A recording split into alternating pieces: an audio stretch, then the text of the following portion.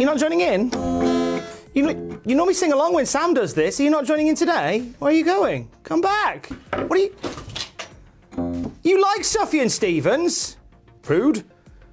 Here's some wrestling news. An absent WWE star returns to television. An NXT star discusses a possible babyface run. And a surprising AEW debut from last night's Dynamite. We'll get to it in a bit. We had a return on NXT last night. We won't go into details of match results and such. You can watch NXT Graded a little later on today if you want to find out what occurred. But for the first time since June, we saw the Velveteen Dream on WWE television. It was back at NXT TakeOver in your house, where we saw Dream challenge for the NXT Championship unsuccessfully in that parking lot brawl, and after that he just sort of disappeared from television. Now, there were allegations thrown around towards Patrick Clark, who plays Velveteen Dream, following the speaking out movement. WWE has not addressed those allegations,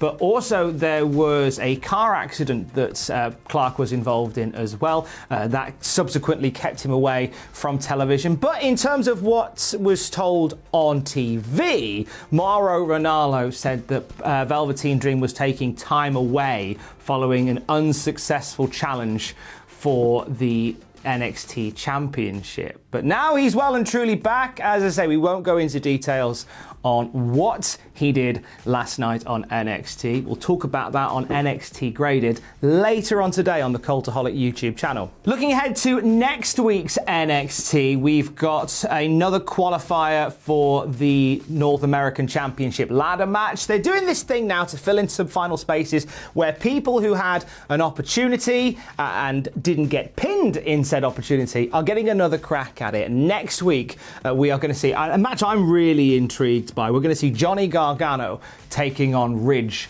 Holland. It's another battle of the heels in this case, unless we're going to see a big character switch up for Ridge Holland. We talked about him last week on the Cultaholic YouTube channel. Or was it this week? No, it was definitely last week. They all blur in at the moment, don't they? Ridge Holland being considered by many as a breakout star potentially from NXT. Somebody who could become, quote, the next big thing in WWE. You only need to look at the guy to get the vibe of that. That's a lot of tonnage. That's a lot of muscle mass. Vince McMahon would love the bones off of Ridge Holland. Also next week, we're going to see a confrontation between Adam Cole and Pat McAfee as they gear up for their match at NXT TakeOver 30. That is indeed a thing that's happening. And speaking of Adam Cole, he was in conversation this week with Newsweek and talked a little bit about what he'd like to do going forward. And the conversation turned to a babyface run. Now, Adam Cole, throughout his time in NXT, has been a baddie. But you've sort of seen those shades of grey coming in a little bit with Adam Cole that could potentially see him turn to the other side. And when asked about a babyface run by Newsweek, Adam Cole said, "When I first started in my wrestling career, I was a babyface. Like a lot of people start. And I remember feeling so uncomfortable in that role. I just didn't know what to do. I don't know how to act. Then I became comfortable when I got to play the part and the role of being the heel. When I really developed the Adam Cole character, that really helped me.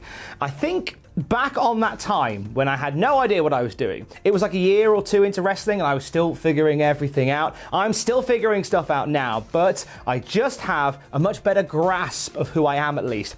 I think I would love the chance to be in that babyface role. By no means would that babyface role mean the Adam Cole that you see now would change very much, but I do think it would be a cool challenge and something interesting for me to do to be put in that role. I think it'd be really fun. So Adam Cole's kind of transitioning into that role as it is anyway. I feel like stuff the Undisputed Era has done on the whole lately have certainly had traces of babyfaceness. It certainly felt last week on NXT where you had Kyle O'Reilly and Bobby Fish challenging Imperium for the tag team titles. They certainly felt like the heroes in that scene, and I think this rivalry with Pat McAfee is going to very much make him the hero of the piece as well. So we may get a babyface run from Adam Cole sooner rather than later. Should we do some trademark news? Trademark news. Done a bit of this week. They've been trademarking left, right and centre of WWE. A few more things have been thrown down.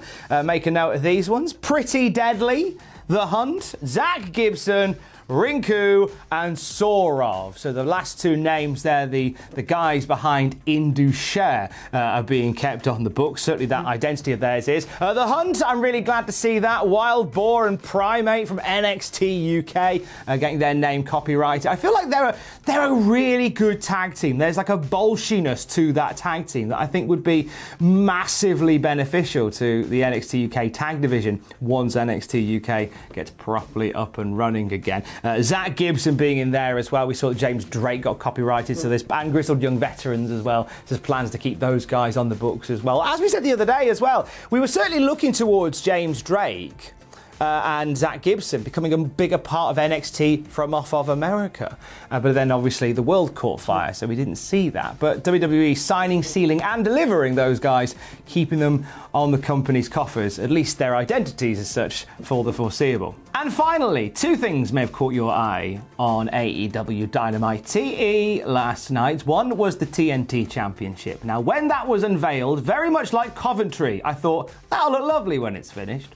And it's finished. It looks lovely now. The TNT title, that is, not Coventry. They're still working on that. But the TNT Championship now looking lovely, as you can see there. Nice bit of finish to that. It looks wonderful. And also, you may have noticed somebody holding up said title. That was the AEW TV debut of former WWE official Mike Chioda. Mike Chioda now part of the AEW locker room. Chioda was let go back in April as part of the cost-cutting layoffs from WWE. 31 years that guy spent with WWE, and to see him go was really sad. You know, I hope he got a good redundancy package or whatever they get. I don't know, but regardless, he's now very much a part of AEW by the sounds of it and by the looks of it as well. He not only refereed the TNT Championship match, but he also was the official for Orange Cassidy versus Chris Jericho last night as well. Whilst it's only to many it might not seem like a big deal, but I think it's great to have someone like a Mike Chioda in a refereeing capacity in AEW now. I feel like if you're going to do Battle of the Refs between AEW and WWE, surely AEW is winning that now. I'm just picturing like an Anchorman style meeting of the referees in a clearing. WWE guys turning up, AEW guys turning up, Impact guys turning up, we're the UFC guys turning up. You get the idea. That'd be fun to do. That could be a nice video once we are unsocially distancing. Just putting that out there. That's your news for today. More with Jack later on today. And also, it's a busy day on the Cultaholic YouTube channel as we have NXT graded. You and I will get together later on, go through NXT, give everything a grade. Jack will be here as well, assigning those lovely grades to AEW Dynamite last night. And Ross is here as well with AEW TF moments from last night too as well. Check out the Cultaholic podcast feed if you haven't done so already. I had a great conversation with former GCW champion AJ Gray. We talked all about everything going on in his career right now. This is the guy that taught himself to wrestle. He's a really interesting character.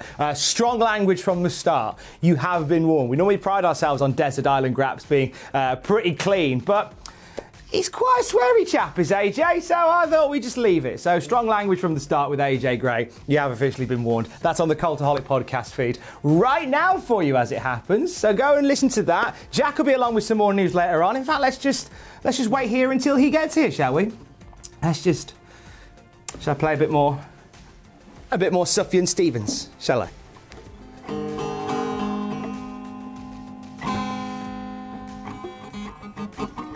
Does anybody know Stairway? I can't play guitar. I've got small fat fingers.